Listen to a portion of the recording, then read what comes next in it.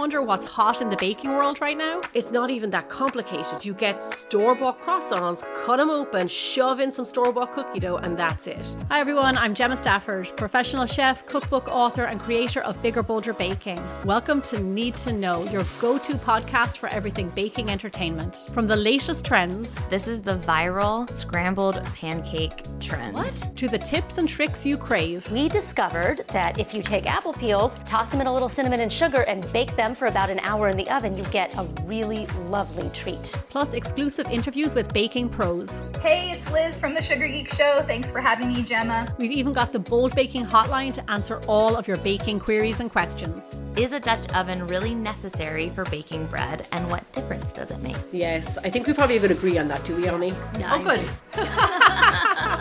So join us every Sunday for your new weekly baking ritual. It's everything you need to know. You're listening to Heritage Radio Network.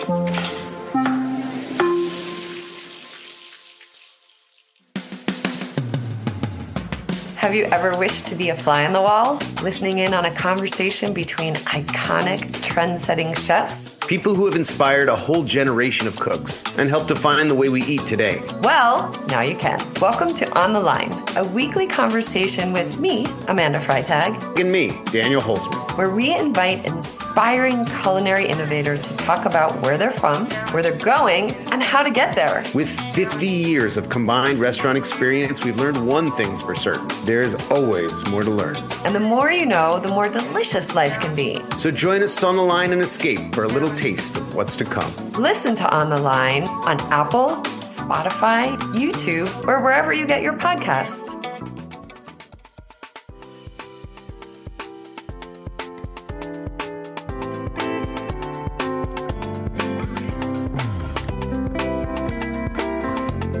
What's going on, everybody? This is Amuse News. I'm your host, RJ. I am here to bring you food, news, and conversation. Please subscribe to the podcast and like it, share it with your friends, give us a review. I am your host, RJ. I'm taking an adventure through the food world, and I'm bringing you all with me. I have a couple really interesting and fun conversations coming up in the next couple weeks, so stay tuned for that. We are looking at the fall and trying to figure out how to maximize this podcast and bring you all as much amazing food entertainment as we can. So stay tuned. And as always, if you see things out there that you think we should be talking about, tag us on social media, send us a note. We always want to hear from you. So the first big thing I want to talk about is a 15th anniversary event we're doing in Philadelphia at the end of this month. It's about 3 weeks away. It's called A Feast for the Senses. So we're hosting a refreshing take on the typical gala. It's at the Ardmore Music Hall. It's going to be an unforgettable night of food, music, and conversation. That's just a couple miles from me here in Ardmore. And I hope for those of you listening who are in Philly or close to Philly or want to come to Philly, consider coming to support HRN and be part of this event. So Best of Philly chefs Eli Collins and Randy Rucker are going to be putting together a 4-course tasting menu with a beverage pairing. We're going to hear live music from Spago, which is a local jazz trio featuring Aaron Magner of the Disco Biscuits, which are a legendary band that got their start here in Philadelphia.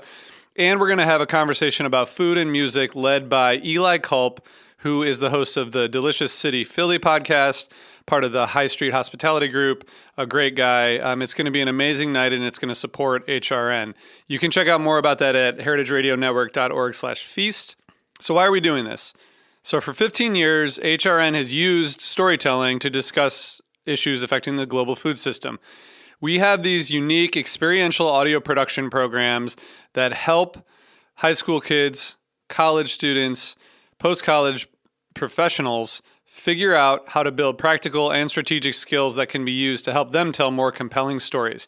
So we have fellowships, we have ongoing fellowships, we have one-off fellowships. We're doing whatever we can to help empower the next generation of food system storytellers, and we're trying to expand that as much as we can this year and next year, and that's why we're raising money through this Feast for the Senses event. If you can't make it, you can always donate. Go to heritageradionetwork.org/donate and help us build these education programs. And we are helping to give storytellers tools that they need. And they're becoming advocates. They're becoming storytellers. They're becoming professionals in engineering. They're out there gaining the skills and knowledge they need to move forward. So help us support that. All right. The next thing is that today we are announcing that we have a new partnership with the Bold Baking Network and their podcast, Need to Know. So Need to Know is the #1 baking entertainment podcast hosted by Irish chef Gemma Stafford. So Stafford has Bigger Bolder Baking, which has over 8 million followers and more than 500 million views on YouTube. Gemma has this connection with home bakers, and Need to Know, the podcast, continues this, igniting the passion of bakers at all levels by offering a dynamic mix of trends, celebrity insights, and practical expert advice.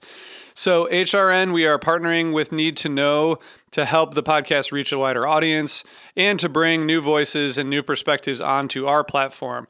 And this is a milestone in our strategy to continue to bring more fresh, compelling content to you all, people who are passionate about food.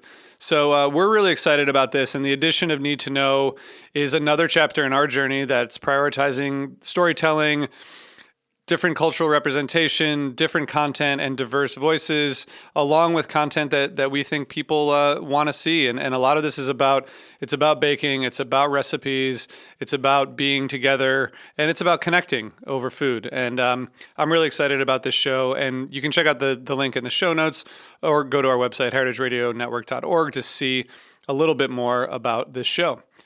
This episode is supported by HRN business member Radcraft. Beers and spirits should tell stories about brands, and Radcraft loves a good story. Radcraft provides communication support for the beverage industry, from breweries and distilleries to maltsers and their affiliates. Radcraft's partners are makers of thoughtful products and cultivators of radical ideas. Learn more at radcraftbeer.com. Radcraft supports HRN's creative, educational reporting and storytelling that drive conversations to shift the way we think about food. Hey, everybody. I'm Greg Benson. I'm Souther Teague. And this is Damon Bolte from The Speakeasy. And we're excited to share our latest episode with you, especially if you're passionate about the craft and culture of Irish spirits. This week, we had the pleasure of exploring the dynamic world of Irish spirits with 3 exceptional guests. Yeah, Andy Ferreira from Cask joined us to discuss the evolution of the modern Irish on-premise and mixology scene. We also spoke with Tim Herlihy about the success of Lost Irish here in the United States. And finally, Dara Flanagan from Board Bia gave us some fascinating insights into what lies ahead for Irish spirits in the United States. Exactly. So if you are curious about the heritage and future of Irish spirits, this episode is for you. And to deepen your understanding, we totally recommend exploring the Spirit of Ireland program. It's really cool. It's a comprehensive look at the rich history and renaissance of Irish spirits, featuring interviews with master distillers, barrel coopers, and a lot more. It even offers a sensory journey through the barley fields and barrel houses of Ireland, which is super cool. Totally. So for those who want to dive deeper into the world of Irish spirits after listening to our latest episode, the Spirit of Ireland program offers an educational journey that goes way beyond the glass, taking you into the heart of Irish spirit making with stories, traditions, and a lot of innovations. Please visit irishfoodanddrink.com/Spirit of Ireland to learn more and find our latest episode wherever you listen to your podcasts. All right, one article I was reading today that I wanted to share, this was from Civil Eats. It's called, "Are These Corporations Pocketing Your Kids' Lunch Money?" So the writer was looking at the elementary school where their kids go to school in Bozeman, Montana. And I have personal experience with this because I use this service as well. So if you have kids in public schools, you can use an app and a website called My School Bucks, and you put money into it, and then your kids use a code to buy their lunch. Our kids buy lunch once a week. We typically make their lunches, but we let them buy once a week. So in Bozeman, Montana, this writer, it's $2.25 for the meal plus $1 for a carton of milk, but she realized that this going on to My School Bucks, it increased the transaction to $3.25 just for the transaction. So the transaction fee was more expensive than the cost of the meal. And there are these kind of, well, first of all, My School Bucks is a subsidiary of Global Payments, which is a financial behemoth and the largest of 3 payment processors that work in this K-12 payment market, which is obviously a huge industry. And they're mediating millions of dollars in payments from students and parents for everything from lunches to athletic events. And they're a huge player.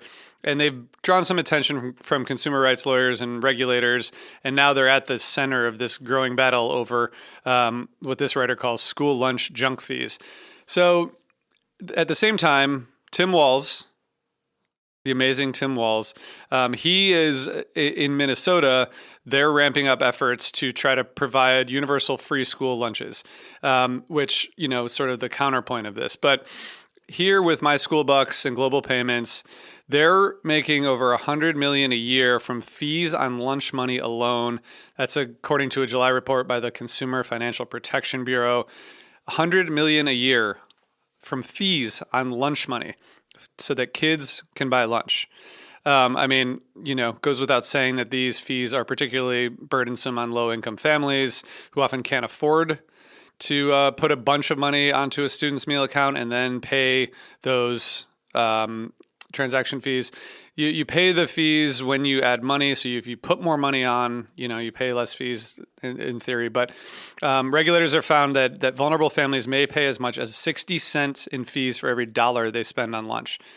I will say, of course, it's convenient to be able to just put money into an account so my kids can buy lunch once a week. But the amount of money is insane, and it should not be happening with regard to kids eating lunch, especially when so many kids struggle to be able to eat lunch. So check out the link in the show notes to the Civil Eats article, and you can learn more about that. Okay, on a different note, shifting gears, New York Times did one of their famous 36 Hours features on Door County, Wisconsin. One of my colleagues just went there for vacation, and a shout out to the Wisconsin cheese folks who support HRN and who are great partners. It's really, I love these. I love looking at the 36 Hours and seeing what they recommend. If you're not familiar with Door County, Wisconsin, it's really known as fruit, cherry orchards, walkable towns, shoreline, coffee shops, art galleries, restaurants. And this 36 Hours really kind of, as always, really kind of points out some key stops and talks about a bunch of restaurants and bars in the area. Door County Creamery making gelato and cheese from milk using its own goats, for example. Of course, shopping and lots of ways to kind of see the views, including a top of Eagle Tower, which offers panoramic views of Lake Michigan and Green Bay. So it's really cool to see. It's a place that I want to go, so I wanted to share it with you all. And if you're going to Door County, Wisconsin, let me know. Let me know what's worth doing there. Okay, we have Bord Bia on the Speakeasy. So Bord Bia is an organization that is part of the Irish government that works to tell their North American friends about all the cool stuff they're up to. So there's an interesting conversation. They talk a little bit about Irish drinks, of course. It's the Speakeasy.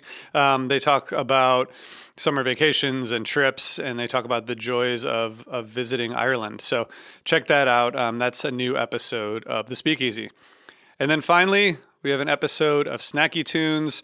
On this week's episode, Darren, the host, talks with Ben and Kate, two owners of the Benjamin Hollywood, one of LA's best new restaurants, an instant clubhouse for everyone who likes a good martini and a great burger. I would count myself among those people. And then, as always, Darren pairs his conversation with music. And Darren this time dips into the archives and talks to and listens to, plays some music from Rhodes Rollins.